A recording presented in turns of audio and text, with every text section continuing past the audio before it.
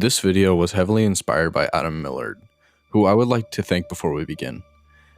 An independent Danish video game studio released its first game in 2000, a gritty stealth action title inspired by titles like Thief, known as Hitman codename 47. It saw you playing as Hitman who had to explore a semi-open world and disguise himself in various locations to kill your target, hopefully without being seen. The game Hitman codename 47 was an absolute disaster. It's not good. It looks hideous and the camera and interface are horrible. Under no circumstances would I recommend playing. That's probably not how you expect me to open a video despite how much I love Hitman, but it's true, the originals are not so great. But what they are is ambitious and unique. It wasn't until the fourth entry to the series, Blood Money, that the vision became more clear, but not fully. Although the level design of Blood Money is much stronger with more freedom, it still has clunky controls, and its missions feel too small and simplistic. It wouldn't be until 10 years, 2 horrible movies and 1 game of which we do not speak of later, they finally got their chance in the form of the World of Assassination trilogy, a reboot of the Hitman franchise, concluding with its recently released Hitman 3, following the release of the confusingly named Hitman 1 in 2016. Hitman went from a franchise that I can never really understand the appeal of to my favorite game series of all time. So with the announcement that IO Interactive is giving Agent 47 a well-deserved break, now's the time to take a look at all 3 World of Assassination games to pick apart what makes the best Hitman levels tick and try to figure out what makes Hitman so unique. So what is that, I hear you ask? What makes Hitman so special when compared to other stealth games? Well, strap in, because I'm about to say something that's going to sound strange, but it makes more sense the more you think about it, okay? It's that Hitman isn't a stealth game. Its stealth mechanics and guard AI have always been fairly basic, and it's not a shooter. The game goes out of its way to discourage shootouts. It's a puzzle-solving game where you have to use your wits to secure a route to your target. Some of my most fun experiences playing Hitman have been in solving puzzles and finding creative solutions to self-imposed challenges. For example, how you can infiltrate a large-scale party without wearing a disguise, figure out the best route to transport a sniper rifle past guards and civilians up to a rooftop in Marrakesh, and masterminding a plot to trick this guy into blowing himself up with an explosive golf ball. I think Hitman is at its best when its levels facilitate this kind of abstract experimental play, and it's worse when it either forces you to play in a particular way or does not appropriately reward you for being clever and understanding the game's systems. Don't believe me? To explain how well most Hitman levels encourage you to think on your feet and plan your way around problems, I need only show you one of the few Hitman levels that fail to do this, namely the terrible Colorado level from Hitman 1. Colorado sees you taking down a group of 4 domestic terrorists hiding out in a farmhouse alongside the militia. The targets are Sean Rose, the leader of the bunch, Ezra Berg, who looks like a ripoff Michael Myers, Penelope Graves, who's the newest recruit, and Maya Parvati, who's one tough militia person. All 4 targets are incredibly difficult to approach, and the whole level is well guarded by a small army of soldiers. With very few ways to infiltrate the compound and almost no means of creating a distraction or an accident without getting spotted, Colorado is a well-constructed stealth game level, and that's exactly why it's terrible for Hitman.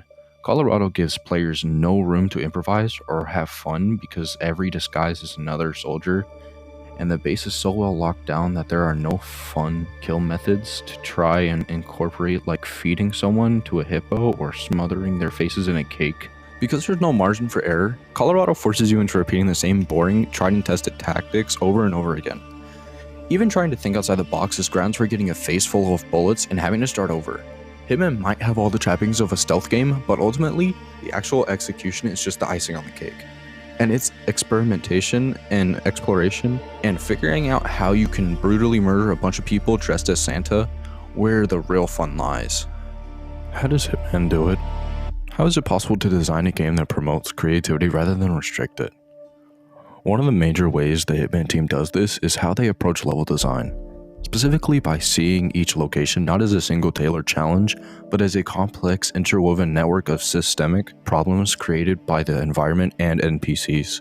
Some of the biggest inspirations for the Hitman team come from the world of social philosophy, specifically Pierre Bourdieu and Erving Goffman, who pioneered the theories of dramaturgy and social spaces respectively. This might seem like an odd field to draw from given that Agent 47 barely talks and isn't exactly the most personable guy, but sociology and Hitman go hand in hand, Drawing attention to yourself in Hitman by not adhering to, say, the social rule against brandishing a cutlass at random people won't just lower your score, it's also usually suicide, so you have to learn to play smart. Each disguise you don will grant you access to different locations, but they will also change your social identity, altering which opportunities you have available to you, and how the NPCs will react to your actions. For example, in Mendoza, you experience walking around the big central party as a guest is vastly different from your experience disguised as a guard. As a civilian, you'll be constantly barred entry and asked for your invitation, but it will be much easier to blend in. As a guard, however, you'll be able to waltz in wherever you like without getting frisked and openly carry most weapons. However, because you appear to be a heavily armed mercenary away from his post, people are naturally going to be more suspicious of you. The bodyguards of one of your targets will outright ignore you if you're another dude in a tux, but they'll be highly suspicious of you if you're dressed in a military getup. This constant change in Agent 47's relationship with his environment extends to Pierre Bourdieu's theory of front stage and backstage. In short, his theories are based on the idea that in public settings, we are constantly performing, but in private settings or backstage, we reveal who we really are. The Hitman team uses this idea to create nice level design arcs that set up and pay off fun moments and storylines. In public spaces, you'll see your targets and the world as they want to be seen, usually visually impressive and with a veneer of impenetrable security. But by skulking around, we can pick up on rumors or gather tools that we can use to make our way behind the scenes, where we're rewarded with fun character moments and the antagonists being horrible. The opportunity to mess around with the level and manipulate people and pick up on fun story details that feel much more special because it feels like we're not supposed to be seeing them. Expanded to a scope of a whole level, these concepts of public and private spaces created the overall landscape of a Hitman location, and the proportions of each as well as their configurations within a level can drastically change how each location feels to play. The layout of public and private spaces is such a big deal that the Hitman team has come up with two terms to describe the extremes of their design process.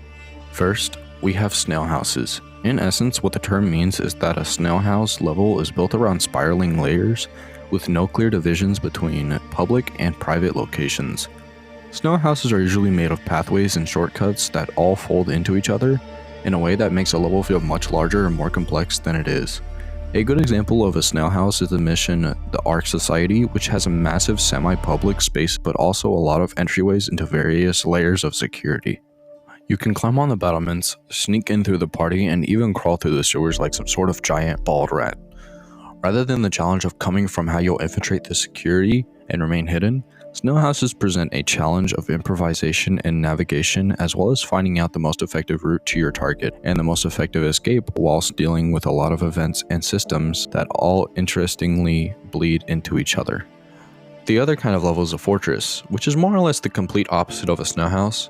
A fortress level is one with strict divides between private and public, and as a result has much more clear A to B structure, with you starting in public and your target hanging around somewhere heavily guarded. Two fall on a spectrum, with most of the strongest levels finding a sweet spot right in the middle. There are two different types of targets, roamers and dwellers. As you might have guessed, dwellers stay in one place and usually need to be drawn out somehow, and roamers need to be ambushed or isolated, and these two types play very differently depending on whether they inhabit a snail house or a fortress. For example, in Whittleton Creek, the suburban neighborhood many witnesses make dealing with Nolan Cassidy, a roamer, quite difficult, encouraging you to draw him indoors or into a garden for a sneaky kill. But when killing Old Man Janus, a dweller who never leaves his house, these densely packed domestic settings work against you, and infiltrating up to his room where he spends a lot of his time and can be poisoned proves to be very hard work.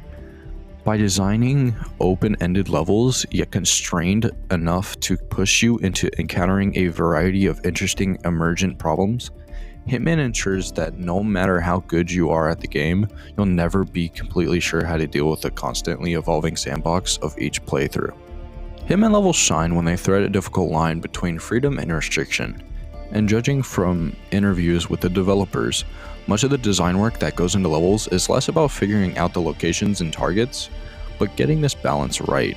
It makes a great deal of confidence in your level design and your players to let them off the leash and trust that they'll be able to create their own fun. and whilst many other games have tried, only IO Interactive has completely mastered the formula and been willing to fully commit.